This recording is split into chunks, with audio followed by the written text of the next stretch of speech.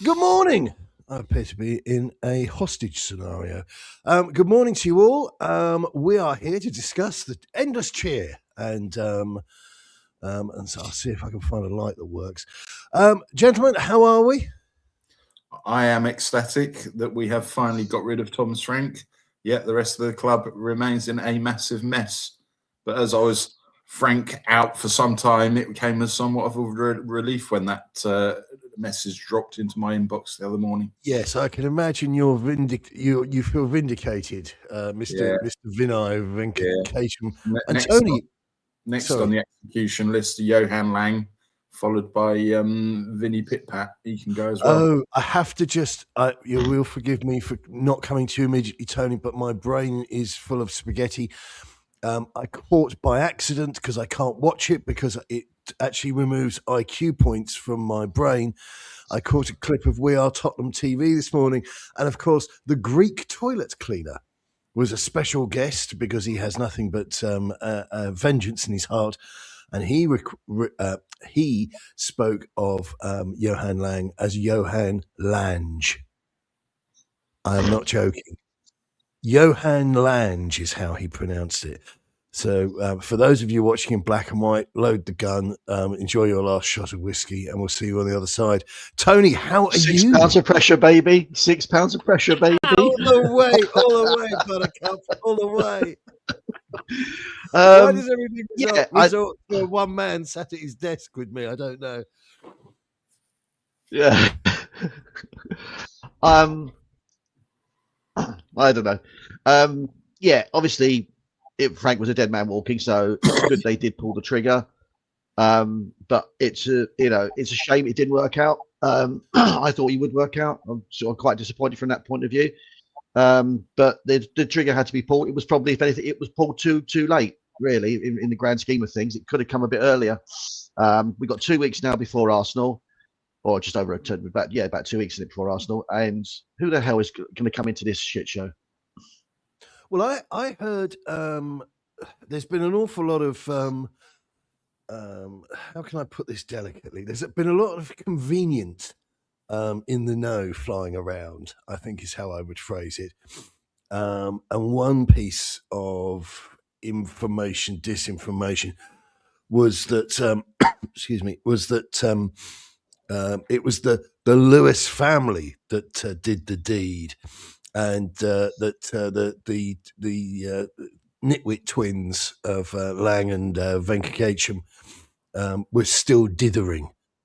Now, I don't know if that was put out to make the Lewis family look rough, tough, ready, and mean, or it was just somebody. But I do feel there's a lot of people trying to sort of take advantage of the chaos to say, well, I heard this.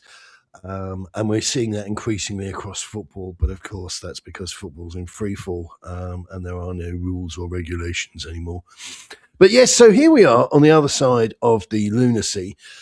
Thomas Frank, I think everybody thought that they wished him well, and it wasn't a ridiculous appointment.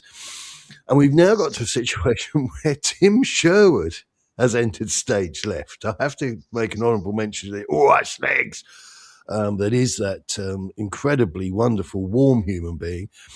But if you look, I mean, we've been rolling these up and beating people over the head with them for the last couple of weeks. If you look at his managerial credentials, it's difficult to argue that he hasn't historically been right at the very top of everybody that ENIC have employed.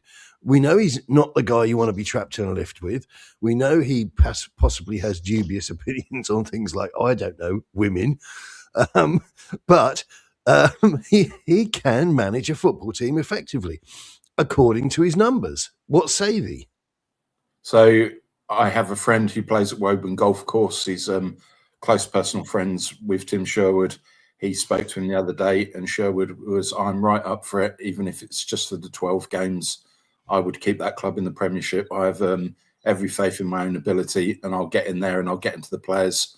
And yeah, he did previously. He's not the glamour appointment, but what top managers go join you 3 quarters into a season with 12 league fixtures left? Nobody. So we just need a water carrier to carry the club across the line, retain our Premiership membership, and then we can look what we do in the summer. I wouldn't be against him or Harry Redknapp. When you look at some of the other wild speculative punts that have been putting out there, he knows the football club. He's worked for us previously. And as you said, his statistics back up that he is one of our better performing coaches of recent years. No, I think you're talking sense there. From my perspective, I don't see this as a beauty competition. I see this as a competition to avoid playing championship football.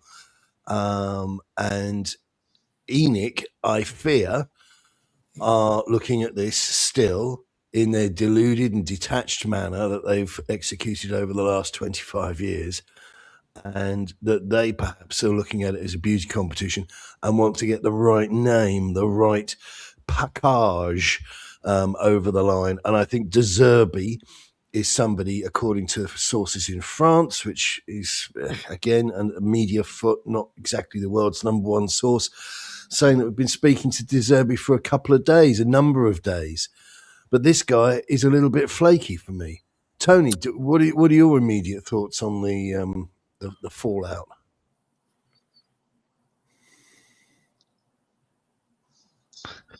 Sean Dyche is available. And he's got such a lovely speaking voice. That's the crucial part. And this and a bit of that, and a bit of this and a bit of that. And I don't know, honestly. Yeah, I mean, we're it's not like we have tons and tons of suitors knocking at the door, is it? You know, so we've just got to go with the best option that's going to just guarantee us Premier League football at this stage. And someone like Sherwood, if he's up for it, and he says, if basically what you said there, Chris, is true in terms of the way he's up for it, you get into the players and give them a bit of a kick in. I'm all for it. Go for it. Why not? At this stage, not being funny, sounds really silly. Who fucking cares at this stage? We're just in such a shit show. Do something at least. Yeah, I think it's pretty academic, and as I've said before, and it's only a view, but I've said before, most of our best players are injured or doing a really good impression of people that are injured, and the players that we have left behind are junk, Junk, and I think to you say who cares, I would add it's academic, and I think whoever comes in, this is my take. And obviously, I am going up to the mountain and talking to the angels every afternoon. But this shower of you know what is brought us here. This is the lot. This is the worst of the lot that took us to 17th last season. Now, not aimed at anybody here, but aimed at the folks at home. You want to stick your fingers in your ears? Oh, I just discovered a me little light there. Here we go. But if you want to stick your fingers in your ears and say, blah, blah, blah, blah, I can't hear you, I'm not talking about last season, well, that's what happened with this lot last season. And these are the remainder of that lot that delivered 17th, plus the ones that weren't good enough to feature particularly in games. You look at our benches for the last 2 or 3 games, tells you all you need to know. And I think whoever comes in, that they're going to need to have the certification to prove that they're a member of the Magic Circle. Because I don't think this has got a lot to do with football. I'd actually press the I've lost my mind button and go for somebody like Sherwood, because you get a De Zerbi, you get a Ten Hag, or whoever it might be, somebody who does a little bit of the old LinkedIn CV box ticking. All you're going to be doing is screaming at another guy. And the person who comes out of this not looking too shabby, Thomas Frank, because he'll be sat at home watching us lose by a goal, losing by a bad VAR decision, but it all goes the same way, all equals to the same shite show. And that is the cold reality. We need something, and I've used the phrase before, they use it in political terms, someone's going to really shake the box. You can't influence what's in the box, but you need to do something to rearrange and get their teeth stuck into the size of the problem. Because these footballers aren't very good on grass or on paper. We need a voice. We need somebody who's not afraid to get into the players, and we need somebody with a little bit of maturity to enter the toxic environment and try and sort it out. And you've got quite literally Harry Redknapp and Tim Sherwood both putting themselves in front of Sky Sports cameras saying, yeah, I'll take it, I'm available. Harry Redknapp, yesterday I was in the gym for 3 hours today, I feel ever so fit, I feel ever so healthy. That Argentinian lad, somebody needs to get into him, he needs a word in his ear. He would be the man to do it. So yeah, and there's another that I'd throw into the mix, and if I was going for 3, it would be Harry Redknapp, Tim Sherwood, and I'd even knock on the door Jurgen Klinsmann and see what he could do.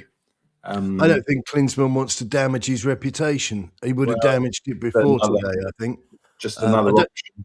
No, absolutely. And this is what we're doing. We're kicking a ball around and seeing, which one of us can do this is like headers and volleys, isn't it? In the schoolyard. This is to see which one of us can claim to be a world-class finisher. By putting the ball past fatty. Listen to this conversation. But listen to this conversation. Yeah. What about? But listen to this conversation. It just shows you how far we have fallen as a club. We're talking about picking up the scraps to try and rescue us. It's incredible. It really is crazy how far we have fallen. The danger is who is making the decision around who is going to be coming through the door, because the last person to make the decision were the Chuckle brothers, Longe, and Flange. Regina Flange, or just Cunt, as I'd like to refer to him. So, and by the man who safeguarded and protected a serial rapist during his time at Arsenal. So, there's more come out on party, hasn't he? Yeah, he was charged with further offences yesterday. Nice, so if we are going to trust the Chuckle brothers to appoint the new manager, well, they didn't do a very good job with the last one. But then we're led to believe that Nick Boucher, who is Joe Lewis's grandson, is managing Tottenham daily, hands-on, from Florida. So you've got an American who knows nothing about football, 11,000 miles away. So who is making what is a key decision in the future of Tottenham Hotspur? And that is the biggest worry, that it's going to be the same outcome as previously. Can I just enter into the court, the well of the court, Exhibit A, which I don't have to hand, but those of you who've seen it will know it. A photo of said grandson, who looks like a Mr. Potato Head figurine, which somebody liberally applied some beard material to. Hey. I mean, this guy looks like he's escaped from a mental patient secure unit, let alone the Lewis family. I mean, listen, we're in a world of trouble. We really are. We've been in Levy world, where all your dreams come true, avoiding being shot at by one of the exhibits, the old Yul Brynner cowboy chasing you down the road. But we're now through the looking glass completely. And as Tony says, we're discussing the absolute dregs of society at this stage, looking for somebody to throw some loose coins as they push their way into the underground station, into our hat as we're sat on the curb. But this is, and I take no delight in this, but I've been saying for some time, certainly been saying for the last couple of seasons. In fact, I would say I put the heat on the sort of disarray and discord that I've been watching unfold since Harry Kane was sold. And that was a really weird moment, because we in theory, on paper, got a lot of money, but it kind of reinforced the direction of travel, to put it into that language, when you actually saw what the net take home from that was, because we that fee was discounted by a third for another mediocre footballer. And you see, you mentioned that, and they go, oh yeah, but he was quite good against Watford or whatever it might have been. Nobody cares. The reality is, this wasn't a Gareth Bale moment where you went out and you bought 7 fresh faces. I mean, that may have not worked either. I understand that, but I'm just making the point that if you're going to be talking about, that should have been a seminal moment one way or the other. Obviously, nobody wanted to see him go, blah, blah, blah, blah, blah. But, it was like, it was just a really bad trade. It was a really bad move. And it kind of emphasised to me that ENIC and certainly Daniel Levy, their eye, as ever, was firmly on other prizes. And getting rid of Harry Kane brought the wage bill down. and we've been in this wage bill thing ever since. So shall we mention the Flange Postecoglou video interview that he had with our friendly neighbourhood Marxist? Your good friend Ange, I'm sure you fill in the gaps and say what a fine fella he is, and yeah, go for it. I'm waiting for your take on this. Well, I just think that interview revealed him to be the enormous narcissist that we grew to know and despise. He never once, and you mentioned as before we pushed the button this morning, that got on TalkSport, and I'm glad that somebody in the mainstream media caught it. That this was an exercise in nothing was my fault. Now, all the stuff he said that was true, I think will have made a few people stop and stare because it aligns perfectly with what we've been saying for some time. I mean, goodness me, if you want to discuss Spurs on Facebook, for example, undo the jar on your nightstand and prepare to pop your brain in and screw the lid on tightly, because people still don't understand in 2026 that the manager there is a token gesture. He's a turnkey. He's not calling the shots. He's not heavily involved in transfers. And this business with Ange was absolutely typical, that he wanted players that are on X a week and he got players that were on Y. But the business of his interview was spectacular. He sticks very closely to his narrative because he can't talk freely, or otherwise the truth comes out. He finished 5th in my first season, mate, but doesn't talk about finishing 17th ever. You know, and that's the underlying decay. That's like telling somebody that you've got a fabulous kitchen and you had a Philips Stark extractor hood put in for the wife and blah, blah, blah, blah, but you've got subsidence. Your house is about to fall into the North Sea because you bought the property too close to the edge of the cliff on the North Norfolk coast. So there was a classic splurge of narcissism. And he was back to, it has to be said, there was no coughing, there was no staring at his feet. This was a man who was back at his game and had all the confidence and the panache that we saw when he spoke with the same alacrity for ITV. Was it the World Cup or the some European thing? He was but he was at Tottenham. Yeah. He had sojourn with ITV, and everybody thought, what a great guy, because he's very listenable. He speaks well. He understands football, unless he's referencing his own dark and mysterious deeds.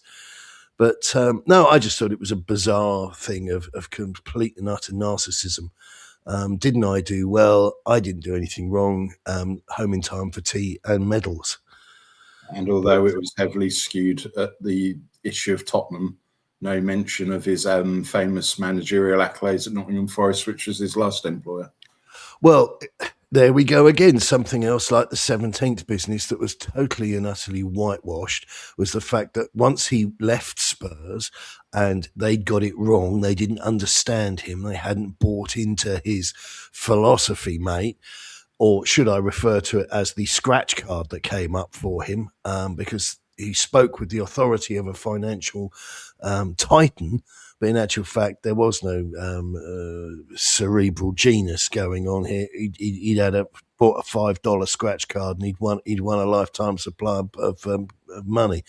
But he didn't mention having lasted, what was it, 36 or 39 games? 39 days, forgive me, 39 days at Nottingham Forest. And the guy that employed him, and he wasn't allowed to play the. Well, they treated me like a bloody foreigner, mate, because he was a Greek, Greek extraction himself. They were supposed to be as thick as thieves, and clearly, within 5 minutes of him arriving at the City ground, he didn't want anything to do with him.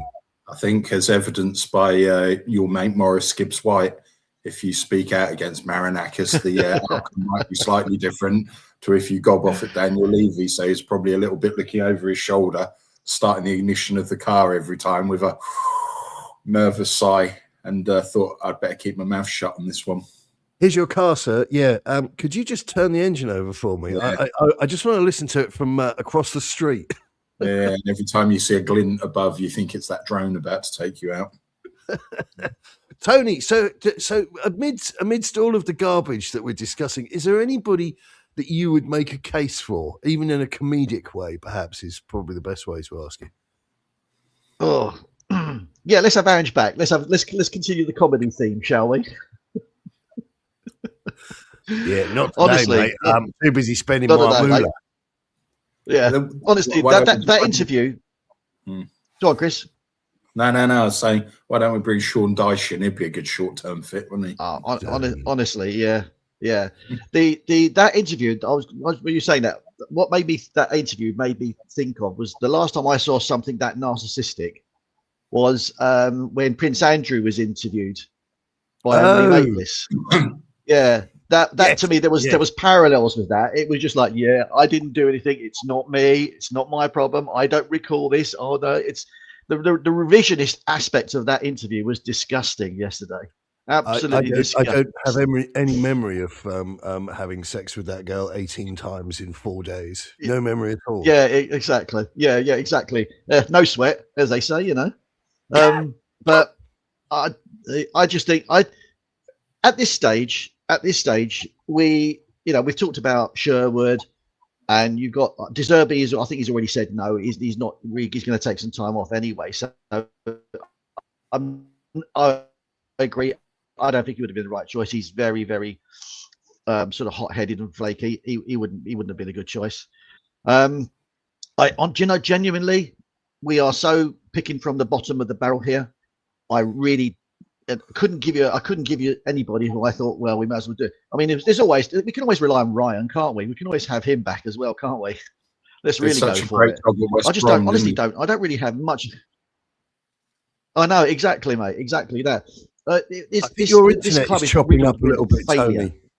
Tony, I think your internet is chopping up a little bit. Your lips are not moving in sync with your noises. Impersonating a bald Zarlik or whatever out of Doctor Who. Doctor Who, yeah. Do you want to double check your? Can you hear me now? Settings? Yes. Turn left and about another 400 yards, and you'll see the farm opposite the mosque. But no, I'm fascinated to see this. I'm fascinated to see this all unfurl because we've been heading in this direction, as I say, for some time, and the choices that we have before us are simply appalling. I think ENIC will be hell bent on doing the right thing that would sit down well in a boardroom and would work well on a Windows PowerPoint presentation. And I think they've totally lost their minds.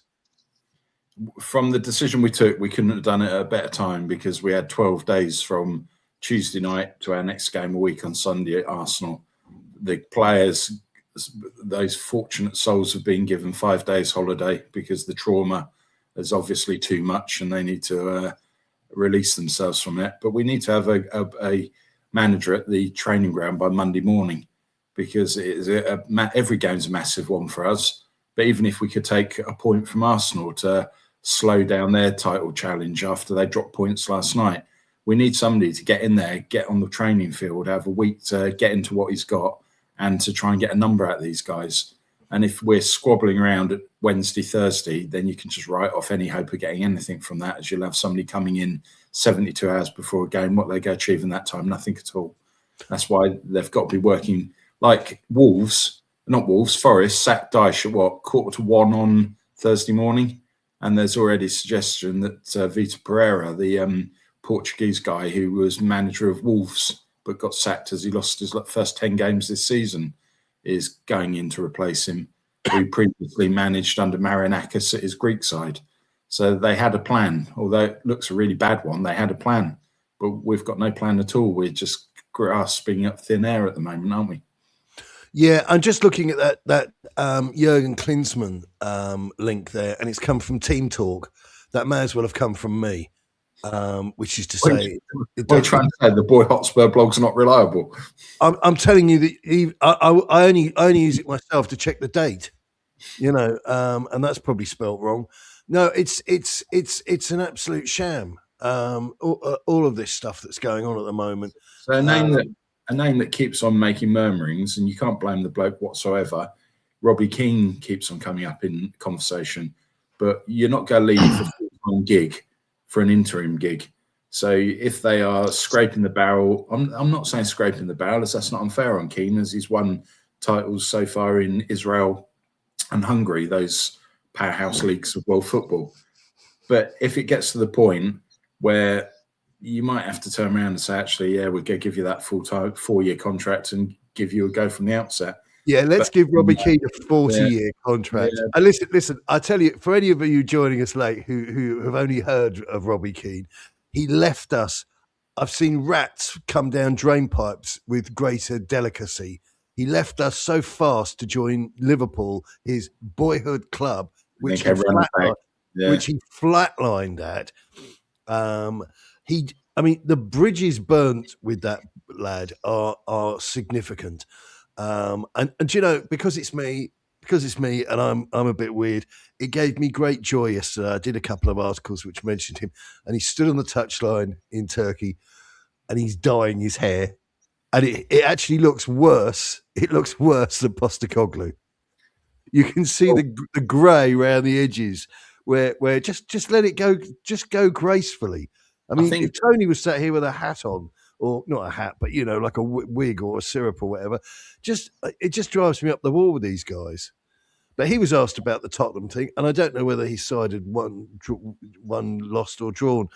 And he goes, I can't be discussing speculation, and just walked off. Still as rude and as arrogant as he ever has been.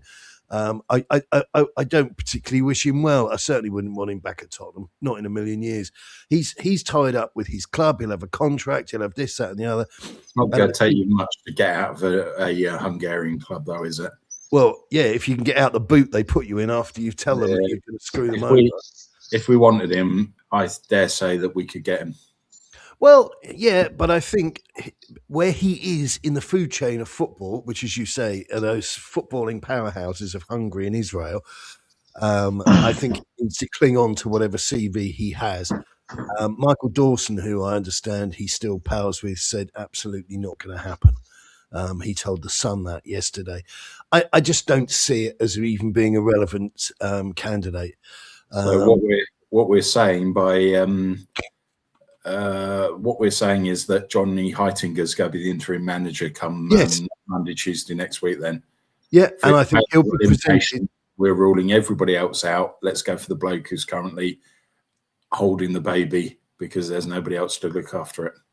Yeah, I think this is exactly what's going to happen. I'm calling it now. I think Heitinga will be appointed because he was appointed by them originally. Let's not lose sight of the paper trail here. And he will, in their eyes, which I'm saying to you is wrong, in their eyes, they will see him as somebody who is media friendly. I mean, we've seen with our Australian friend that he hasn't exactly been NDA'd into the next dimension. And I've got a feeling that Thomas Frank may provide some interesting insights a little bit further down the line, because whatever your opinion of Frank is individually, he has been hogtied. And anybody who can't see that he wasn't allowed to get anybody good in, which is what Anne's just told us, and if you want to believe that, you've got to, by implication, believe from the other. And we've seen it with along the lines, going back to Pochettino. He said a beautiful house, but no furniture. But you see, Pochettino's been got at. He's been paraded by these nitwits in the fan base as the answer. This is a guy who's not really won anything, and he's still using that ENIC language because he wants another 10 million quid to stick in the bank before he dies. Because bear in mind, none of these guys do a day's work. They were only football managers. That's their pure source of income. And he's using that ENIC, that LinkedIn language of need to be competing. That puts you in the last 6 or whatever of the interview pack, but does it put you in the actual hot seat at the club? I suggest it does not. It'd be the sort of manager I'm not looking for at the moment, but thanks for your attention. How's your This is not internet? the manager. It was. What is it? Do you remember Star Wars? You know, this is not the manager you're looking for.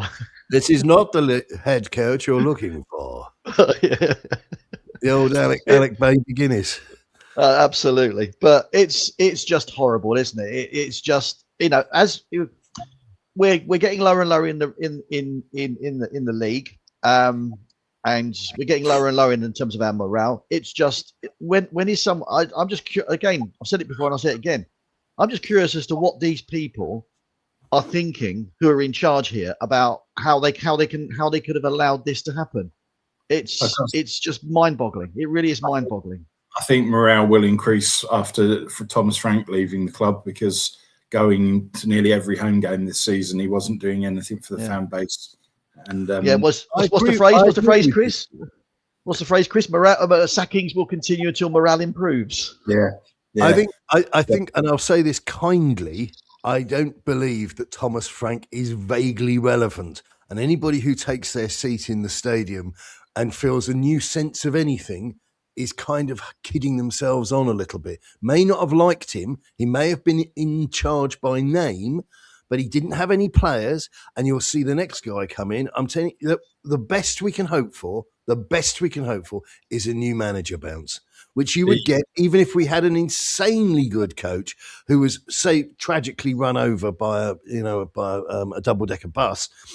And then they have to appoint somebody. There would be a little bit of an oomph there, because players naturally respond to a new voice. But anybody who thinks we're going to suddenly have got shaken off the curse of the juju beads or whatever, I think we're a little bit delusional, because Thomas Frank was not a cancer. He has not been surgically removed, and the body will not heal itself overnight. It makes me laugh that he's been there, for, I don't know, 9-10 months, and it's all really quiet up until this point. But the moment he leaves the building, all these snippets start coming out from the press about how he lost the changing room. He only spoke to 4 players. They passed around pictures of him in Arsenal kits and all this nonsense. You're thinking, if this was the case, why didn't we hear it in the lead up to him being sacked? It was always that convenient story that comes out when somebody's left the building. Well, that's what I said earlier. That was what I was referencing, this business of ITK, in the know gossip coming out. I think that this tells us again, and I know this is boring, but this is what you're going to have to put up with on this show, because we don't talk like the cretins on other programs. You're going to have to put up with the fact that there has been a colossal infantilization. Children are running the school. Well, so the journalists will print whatever the hell they want because they're so desperate for clicks. The journalism online has been decimated in the last 12 months. It's been flat for 2 years, possibly 3. So I know about that. I'm an expert on that. And when it comes to this football club, I only deal in facts. I want the warmth. I want the emotion. I want the joy. I want the anger. But I haven't had any of that for years with Spurs. Spurs have been a partner that won't sleep with you, that assigns you to the spare room, tells you you're on the couch again, and you can't work out why. You don't know what you've done wrong. They won't tell you what you've done wrong. But I've had no love and affection from this club for several years.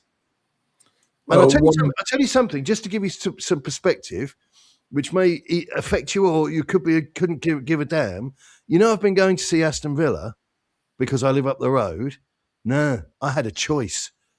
Those tickets come from an international watch company, and I can get tickets to any Premier League game in the country. So I could come and sit in the posh seats further up the food chain than you, and I declined. Why would I waste my money on a train fare to go and suffer what you have suffered? Because I see the look on your face every Monday morning, hear the tone in on our thing. You haven't had value for money. You've not enjoyed yourself. You've done the right thing as a fan. You've made a commitment. You've given them your X thousands of pounds. You've told your missus you're not going to be around this afternoon for 5 hours because you're going to drive in and blah, blah. I'm not being nasty. I commend you. I applaud you. But why on earth would I do that when I can walk to Villa Park from where I am? And I've had a great experience up there a couple of times now. Really good. But I could get tickets for the Spurs game, no problem. because they're all on a list. They don't care. They don't care who we support. Mentally, I checked out years ago. Yeah, but I'm just telling you, in terms of even if the tickets were free and I would be in the VIP trough at the highest level, because the value of the package that I go to at Villa is 900 and something quid. So that's the top tier that you can get. I'm in the UEFA band thing for the food and the slurp up, right? Which isn't showing off. I'm just saying it as a matter of fact. So whatever the top tier is at Spurs, I can get that. And I could have had it for months and months and months and months and months. And I politely said, no, let's go to Villa. Because it's up the road. If the football isn't great, and the football has actually been decent under Unai Emery, the massive stalking horse in the division, but that's a top tier thing at Villa Park.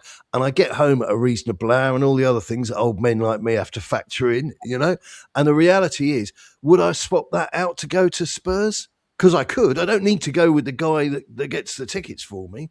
With my business partner, I could go to Spurs on my own, no problem.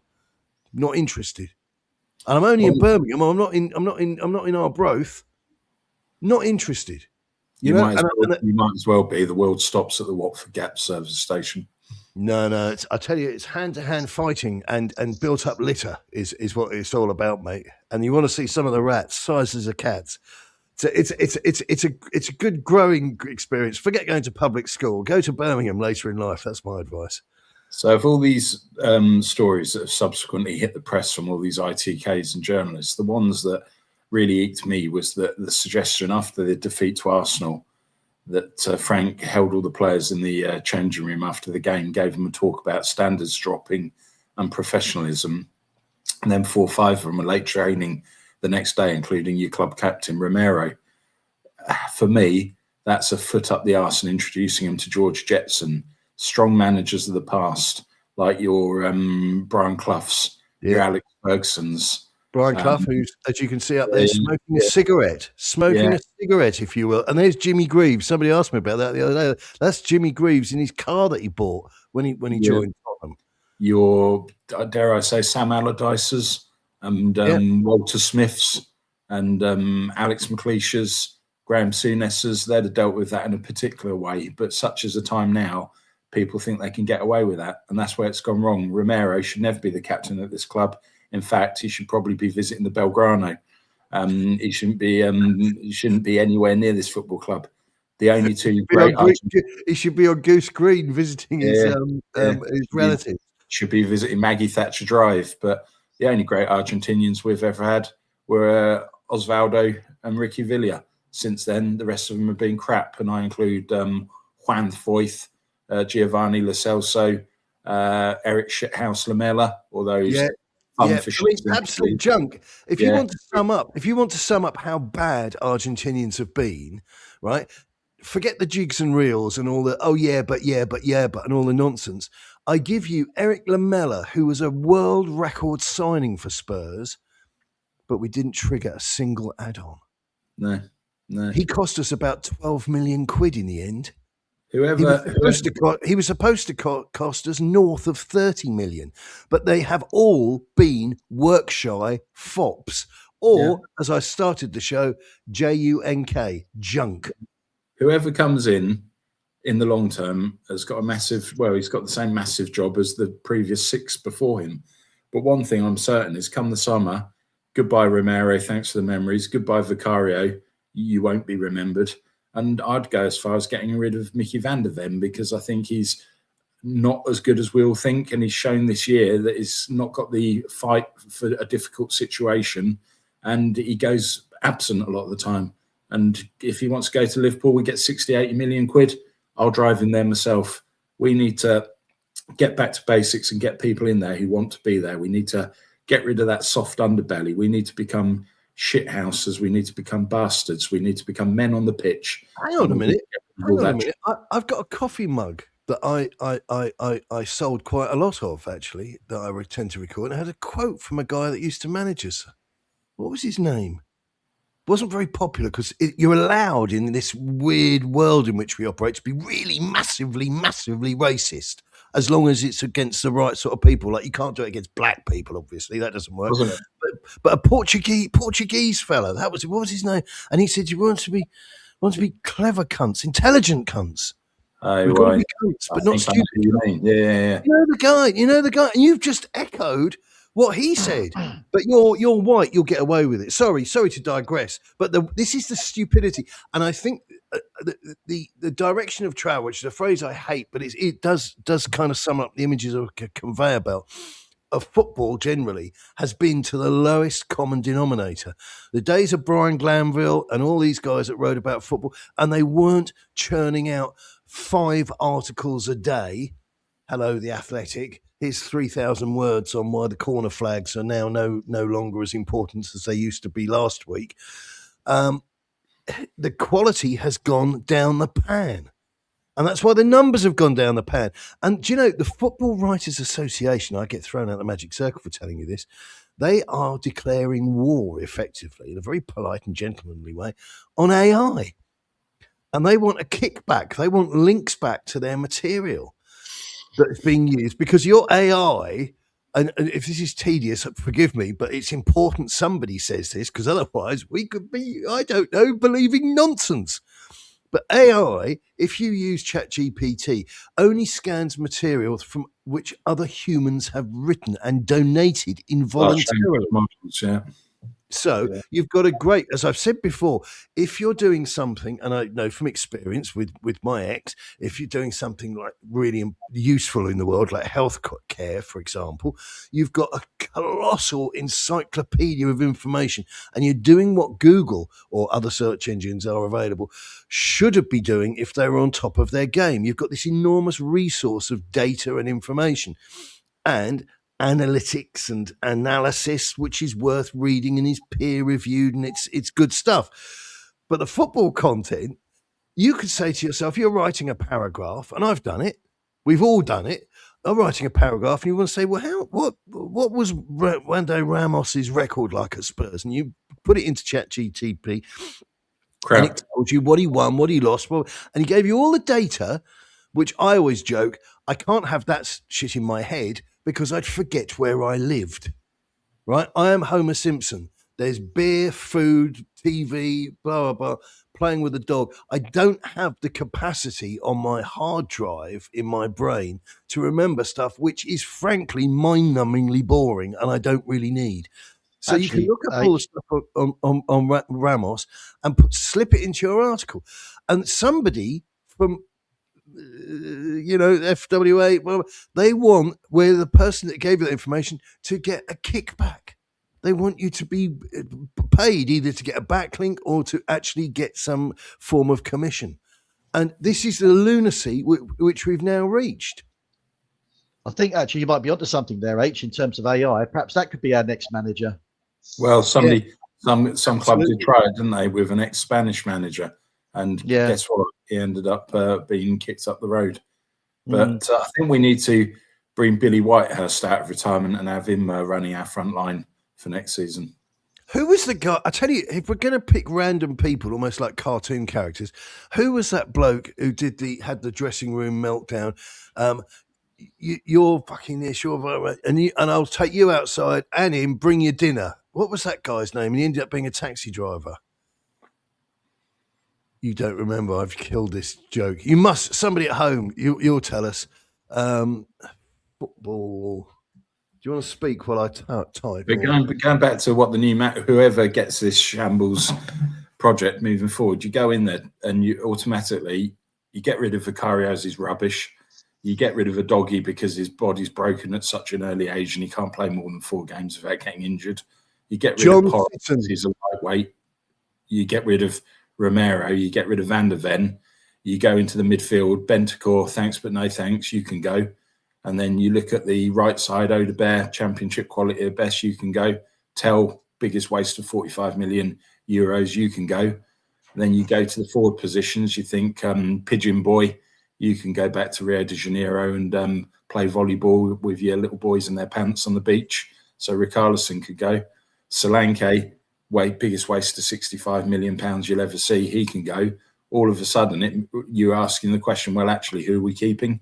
and that's how bad things really are. That I think you can add Jed Spence to the list. I think Yeah. Jed Spence has been a willing apprentice to Happy the Clapper. I ain't feeling it group. Happy Clapper. He's been capped by England a few times. It's gone to his head, and all of a sudden he thinks he's fantastic. Somebody I've been pretty critical of throughout his career, who I've got to say the last few games he's stood up amongst children, and I thought Archie Gray's not been too bad in the last couple of games. He's shown a little bit of willing.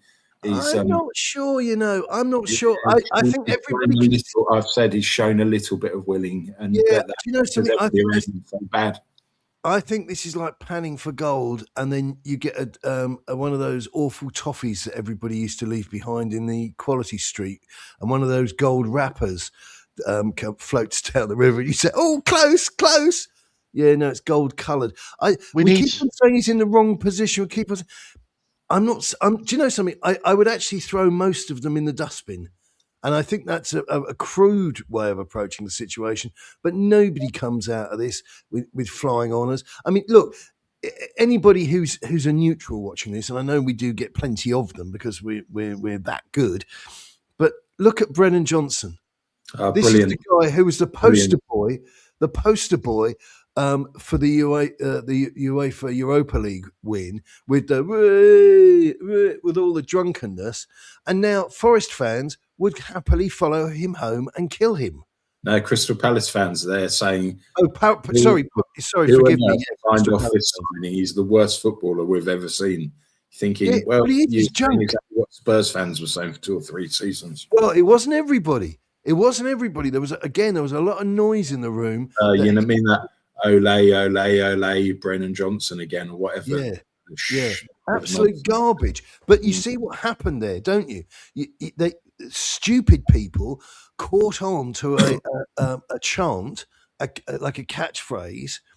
I always remember the most insufferable kids at school could be coming and going, "Yeah, good day, mate," or "Serve it warm, mate," because they'd seen something which they perceived to be funny on the TV in an advert or something, because they were low thinkers. And then they think that they were funny because it's like the meerkat thing. And people saying simples. No, that's something from an advert, but you're too stupid to realise that. Real funny is when Tony says something and you actually crease up laughing because he says something which has made your brain fall apart. But this is football fans all over. Oh yeah, Ole Johnson again. Go to Reddit if you want that. Do you know that's what I'm saying? People have no grasp of football. I think in the very short time he's been with us, I think Conor Gallagher has been for me. He's the sort of character we need a lot more of. He's a workaholic. He's a non-stop player. He's got a good engine. He's committed. He tackles. He gets involved. And he's got the right attitude. And in amongst all of this crap, in amongst all of the shit show that we've had and all the excrement running around that pitch, he has been far and away in his limited time here the best player on that pitch since he's come here. Conor Gallagher is he loves dogs. Yeah, Conor Gallagher is that player that any manager that comes in automatically knows they can deploy him in any position in their midfield. He's not one of those. Like, to this day, tell me what Papa Matasar actually is, because I can't work it out. He's not a number 10. I can tell you what he is. He's not a box-to-box midfielder. He's not a defensive midfielder. He's just a bloke. Skinny. That's what he is. He's skinny. Yeah. Again, but all of our fans jump on him and start calling him Star Boy and Wonder Boy and everything. And you watch him and you think... Chris, as I say to people every day, don't listen to stupid people. No good will come of it. Your day will not be enhanced. You won't learn anything. Papa Matasar looks like he still hasn't come out of puberty. No. You know. And he also sounds like a pizza topping. That's humour, folks. That's humour. You see, that's funny. That's funny. Because my brain threw it up and it hit Tony's brain and it made him laugh. He had no control over that. He laughed. Me going, yeah, serve it warm, mate, because I saw it on the TV last night. But this is the stupidity dragging us down to the very bottom. And as you say, Papa Matasar, which is comes in deep pan, Anton and Crispy, is a star boy. What is going through your mind? You know, And he's not a star. He's had a couple of decent oofs and shots at goal and what have you, but no, he's a million miles away.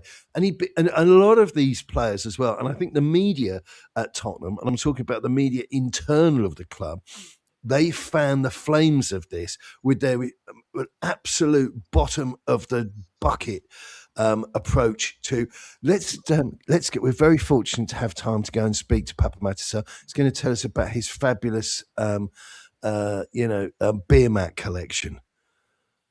What? Honestly, they need to throw all of these people, and they're all ENIC approved.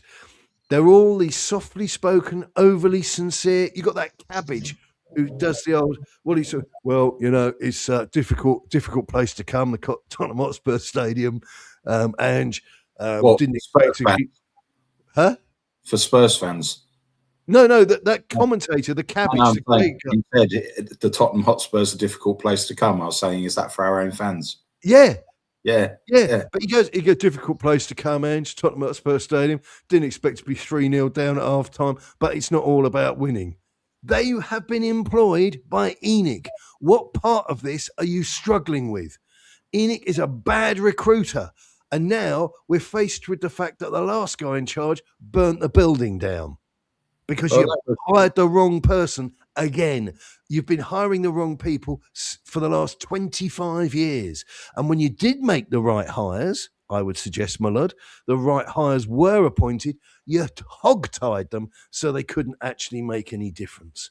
And you even sacked Jose Mourinho 6 days before a cup final.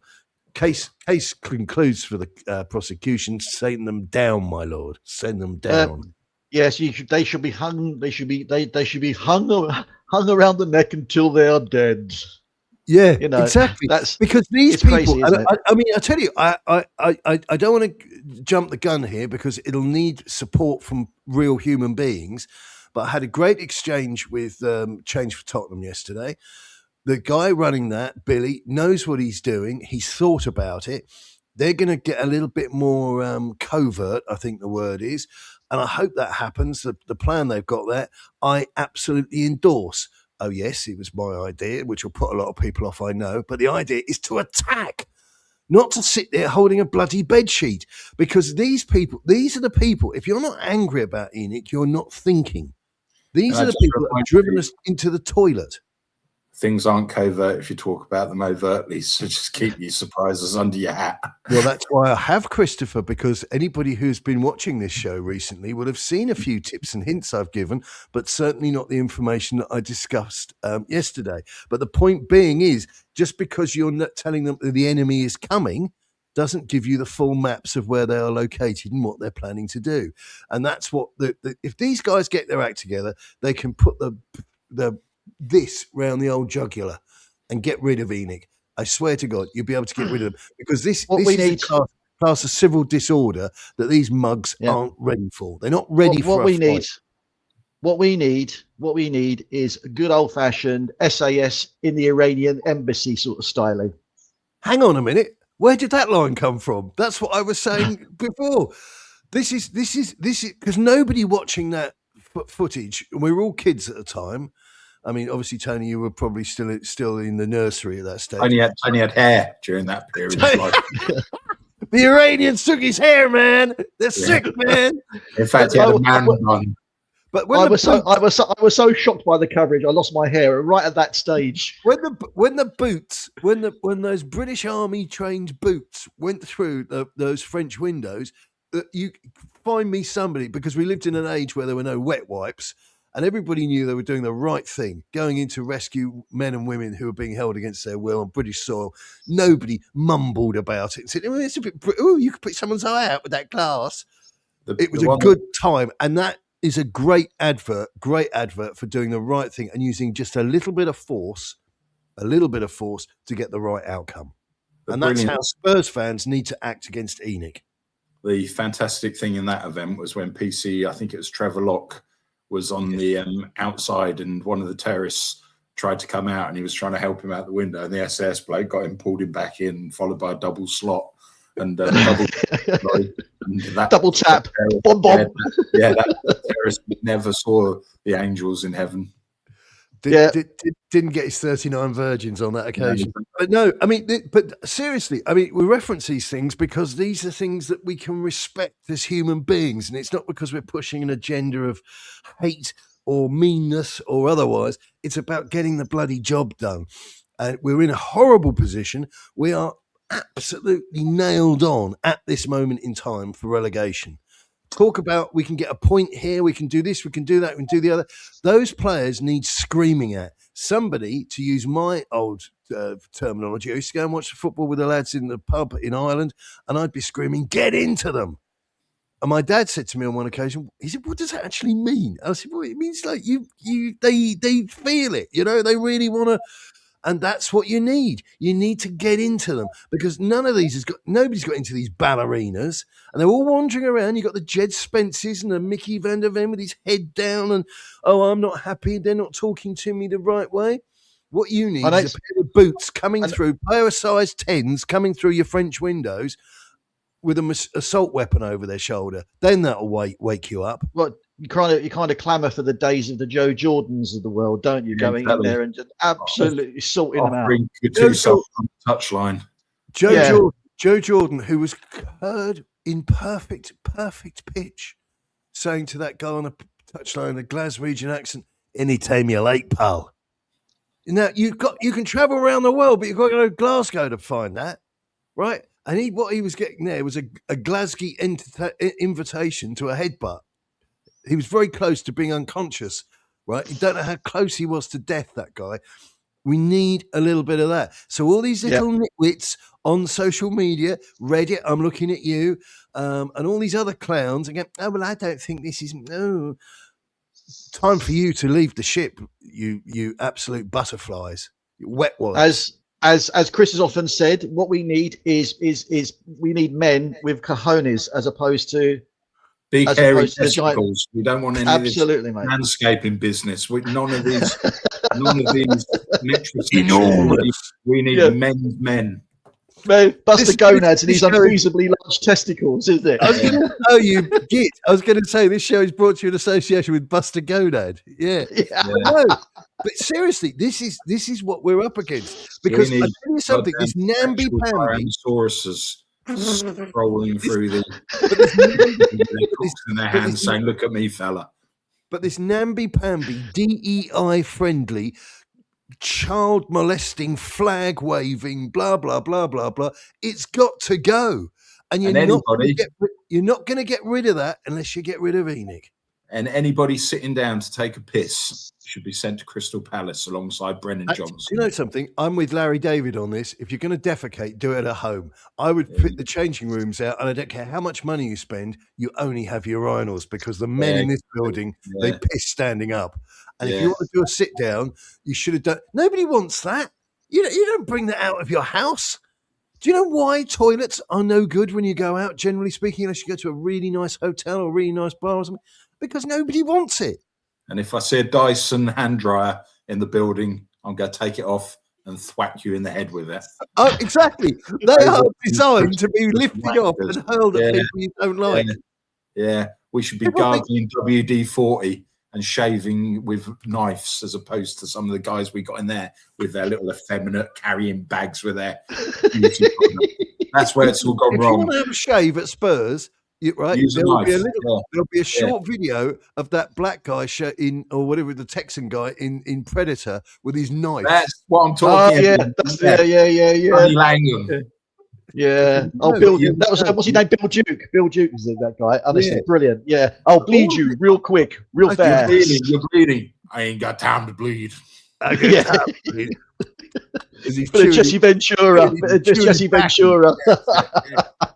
But seriously, the sooner we kiss goodbye to all of this fluffy nonsense, virtual signalling. Yeah, it is virtual.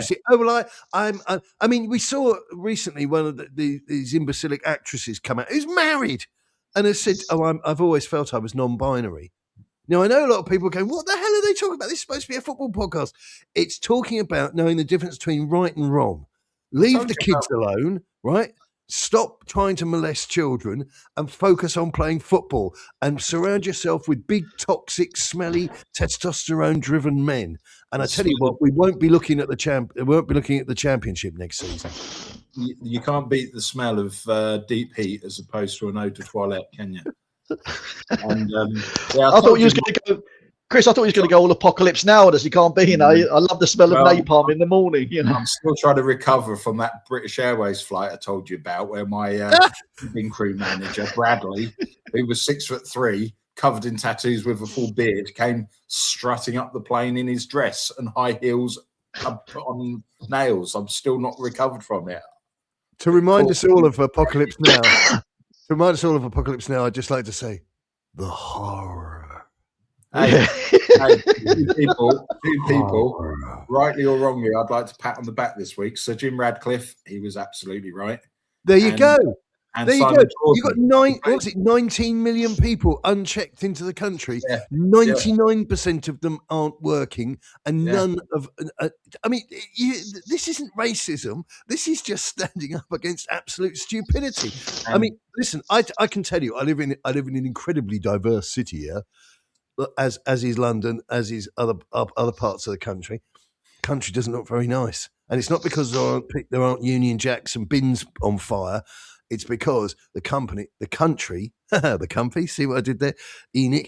But the country has gone to pot because it's so liberal. We haven't had a right-wing government for decades. Now, I'm not professing left or right. I'm actually, if you actually strip me down, I'm slightly probably right of left. I'm probably centre right maximum. But you hear the way I talk, you think I need locking up. But the country's in a total mess. And Sir Jim Radcliffe, the FA are looking at it. Oh, no, not them. Oh, dear, quick, run, let's hide. And second pat of the week, Simon Jordan for putting that useless bint back in her box. Oh, another DEI hire. Yeah. And a big shout out on this one, because I noticed it's popped up on my feed on YouTube, because Andrew Gold, Tottenham fan, mate of mine, he absolutely allowed her to tear herself apart like warm bread on his podcast, Heretics, which if you haven't subscribed to this and that, I don't know what you're doing. You're not using the internet right. But she made an absolute klutz of herself on that. Well, the thing is, the thing is disappearing up their own orifice. This is the thing. The thing is, and obviously, even when it comes to someone like her, even when you got like Laura Woods, who eviscerated her on Twitter, as well. And she's thinking, and Laura Woods, I think, is a really good broadcaster, and she knows her stuff. And she's intelligent, and she talks sense. When she eviscerates Elia Luco for what she's been saying, you're wrong. That's it. That is the end of the story. Well, you're wrong. Laura Woods as well. I know she's a very easy on the eye, but she hasn't got to where she is because she's easy on the eye. No, she's very competent. She's exceptionally competent. And as Tony says there, she's a very, very, very credible and assured broadcaster. And I tell you, her career is only going to go, it's only going to get better. And you look at that poor black girl mumbling gibberish. I mean, I watched a clip of her talking to some black guys, and curiously enough, her accent changed a little bit, but I can't possibly comment on that. Otherwise, the police would be at my door. But her accent changed a lot when she was talking to them. But she was likening herself to Wayne Rooney when she was a player. Delighted with that, wasn't he? And the final, extraordinary. I'm in a wave of pat on the backs at the moment, but the third one I'd like to give is that guy whose thing you posted in our chat group the other day. Was he a Jewish guy talking about where it's all gone wrong for Tottenham? Spot on. What was the guy's name? I'll look it up, but it's the Jewish Chronicle, kids. Go on to the Jewish Chronicle. If you're going to support Spurs and you're not going to embrace the Jewiness of the whole exercise, don't watch this podcast. Don't watch Spurs. Tell people you support Arsenal. Go. In fact, tell people you support West Ham. Do yourself a favour. But the Jewish Chronicle, there's a sports writer on there, and he did a summary, and it was just factual. Just factual. You find his name, Tone? It's worth putting. Yeah, I'm just having a look now, mate. Yeah. But what was really There he goes. Stephen Pollard. Yep. Stephen Just bear with Pollard. me one And- moment. Somebody knocking at the door. And he was just incredible. It was just so. It literally. I think everything we've been saying was encapsulated in one article. You know, we've done it for a number of. You know, for how long? How long have we been going now? About a year or so, I suppose. What time is it now? A couple of years. Yeah, so I wasn't referring to today, but just in general, about a year and a half we've been doing this, haven't we? Yeah. But he's spot on. he did it in one article. You know. Yeah, and the thing is, I would say there as well that not only was he spot on, but he is symptomatic of how football journalism used to be. Yeah. He doesn't put out 6 pieces a day. There's no exclusives. It's just somebody giving you their thoughts on the game. And it was a beautifully composed piece. And if, like I say, go on that Stephen Pollock, the Jewish Chronicle. Go on there, have a look at it. In fact, listen, you've learned so much today. This is Heretics, Andrew Gold, the Jewish Chronicle, Stephen Pollard. Do yourself a favour. Stop clicking on junk. All right, we're here to try and look after you. We are your friends. We're only your enemy if you come and read out that book, H. nonsense. Read that book. That book you made me read in the end when you mentioned it so often. I went and got it, and I thought that was an incredible book. Does your rabbi know you're here? And you're thinking, incredible book. What is this? Is this the shula here? Listen, these people know what they're doing. It's not the fact that they're Jewish. It's nothing to do with that. But Does Your Rabbi Know You're Here? It's a book I couldn't recommend enough. And you will understand the history of the club. And I'm not talking about one of those dreadful Martin... what's his name? What's that nitwit? The Tottenham Hotspur Supporters Trust guy. I'm not talking about the history of the club from the 1880s. Hire, is it? Huh? Booger Hire or something like that. No. I know what you mean. No, that's another one. No, but these guys that have written all these awful books that nobody reads anymore. Thank goodness nobody's reading these things anymore. But if you read "Does Your Rabbi Know You're Here," written by somebody who's a old school Tottenham fan, lecturing in media, of course, at Wivenhoe University these days. So these are people worth paying attention to. Stop clicking on rubbish websites. Stop being lied to with these sort of clickbaity headlines. And feed your brain. I mean, I know that sounds terribly patronising. What was really great about that book, H, was we compare footballers. We look at footballers today, and they're closeted environments where they're looked after with luxury to within an inch of their life, and then you go and read about the stories of the Jewish footballers and the atrocities and the things they had to put up with, and the outright racism and all the barriers that they had to overcome to still play the game they loved, and they still did it. It's that if anybody has any doubt about how lucky they are as a footballer these days, they should go and read that book, because that book tells you these days we're not even threatened anymore, because it's the players who actually dominate everything. They are the ones who control everything. These guys had to come up against all sorts of things, and it was an incredible story. I've met Anthony Clavane. It's one sadness. I interviewed him in my house in Leeds, in Roundhay, because his parents live up there. And we only lived down the road, and he came round. He's such a nice guy. And do you know why? One of the reasons he's a nice guy? Because he's massively intelligent. And I went to several book launches, because it was quite arty in Leeds. And I went to several book launches because he was part of that sort of set, if you like. And it was just a delight, just an absolute pleasure. Yeah, Anthony Clavane, Andrew Gold, and Stephen, what was it? Did you say? Stephen Pollard. Stephen Pollard. Yeah. There you go. Take those names away with you. Pollard, Gold, Clavane. Real football people that understand the game. And Andrew Gold's Heretics podcast is just... It's invariably brilliant, I would say. But there's a phrase that in the little brief, an extract from it, he says, this is Stephen Pollard on his column, Thomas Frank was rightly sacked, but Spurs' real villains still run the club. Yeah. Well, you know what? That's what a smart person would say. Yeah. Not ding dong, the witch is dead. Now we're saved. I bet we beat Arsenal 3-0. Only a really stupid person would say that, because come the day that all these perfumed ponces trickle out the tunnel, and the Spurs go marching. We're going to see the same shite, but a different flavour from Matthias Tell and all the other junk that ENIC have inflicted upon us. When was the last time we could seriously, honestly, be proud to walk out to glory, glory, Tottenham Hotspur?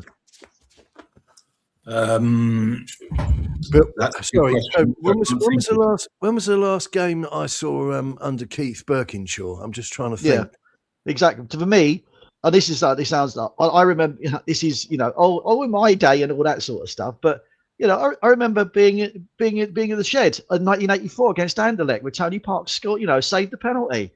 Those halcyon days where the crowd literally went wild. And I remember. But Tony, please. Don't reference. You what? Sorry, what was that? The full head of hair and earrings and cheap. Oh, here we go. But seriously, you're talking about this. That's just such lazy journalism, Chris. Honestly, it just really is cliche driven. Football London want to make you their area manager. That's all I can tell you. But seriously, those days you're describing there, which would be poo-pooed by the younger fans, we were a cup side then. Spurs were a cup side. And they talk about entitlement. I am the king of entitlement. I started following Spurs because, as I bored everybody, my dad was from Scotland, so his team was Hibs, his London team was Spurs. And I was going in and out the kitchen on Saturdays because we didn't have 27 TVs like we do these days. We had a TV. And their drawing 2-2 went to we're drawing 2-2 as time went by because of the familiarity kicked in. And Spurs used to win cups. So you don't get much more entitled than me. So I want my money back. That's how angry I am. I want my money back. ENIC owe us a fortune. And I'm not talking about pound, shilling and pence. I'm talking about the emotional loss. And the reason that now I get offered what would the top ticket cost at Spurs, Chris? The best ticket, the Europa or the Champions League. You'd be paying for you could be paying 260, 300, 350 quid easy. No, for corporate with all the food and the silver service. I don't know. I choose to ignore that sort of thing if I can. I would say a couple of grand. You're looking at somewhere. It's the man who flies business from Luton Airport to Stansted. Oh, he's a man of the people, isn't he? He's a man of the people. Sorry. How much is the going rate for a decent Malbec these days, Chris? Or do you just order a glass of tap water and say I'm all right? That's an investment. When I piss against the wall, I like to see 200 or 300 quid a time going down that wall. Yeah, exactly. But the point being is, if it's 900 quid at Villa, it's got to be close to $2,000 at Tottenham. I'd say it's 2-3 grand. I'd say, easy. So I could. Those are the tickets that nothing to do with me. It's with a mate. I could be enjoying that, but where's the enjoyment? They owe me so much. It's not about money, which is not a phrase a wise man uses, but it's not about money anymore with Spurs because what they owe me is beyond money. As we've said, the relationship's like Stockholm syndrome. Yeah, it's worse than that. It's an abusive relationship. It's a completely abusive. We're being abused on a daily basis, and that is not to minimize or reduce or ridicule the impact of real abuse in the real world. Okay, so let's just get that out there. Don't be sensible. It's most unlike the three of us. Don't go there. Tony, I know. People now think that's a backhanded swipe at people who are sitting at home with teeth missing. Do not bring sobriety and kindness into any of this. It won't sit well. I apologise. My name's Bastard. My friends call me Right Bleeding. So But I mean, if Spurs fans want to look in the mirror, read, and I know nobody reads anymore. Read The Woman Who Walked Into Doors, and that was written about a victim of abuse, and that's what Tottenham fans are. That's exactly what we're suffering from. What we're doing. We walk into doors. You go into work on a Monday morning with a black eye. You all right? Oh yeah. I tripped over one of the kids' toys. In fact, I watched this get stuffed. I watched this get stuffed in the cup by Swansea City. That's what happened to me. Most Tottenham fans suffer from bipolar, don't they? Well, I know a lot of Tottenham fans who tell people they're bi. I know that much. Gentlemen, we've hit the 1 hour and 14-minute mark. It's amazing what fresh meat can do to the lions in the cage. Any more for any more? Away from men like you, those comments are most unnecessary. After the whole Rochdale thing, I thought you'd have learnt your lesson. Any more for any more? And when Chris is pissing his Malbec up the wall, at least he's standing up doing it. Yeah. Well, so he tells us. Chewing tobacco with his finest pair of cowboy boots and that's it. Yeah. I don't know. It's the takeaways from this show. The takeaways from this show are very straightforward. Read and listen to good Jews, because most of them are good. Shave with sandpaper. Piss standing up. Shave with sandpaper. Only drink 200-300 quid bottles of wine, and leave the kids alone. and make sure you have testosterone. Yeah, mouthwash with marbles. and on that bombshell, the dentists across the land are cringing. Thanks very much, and don't forget, keep it Tottenham.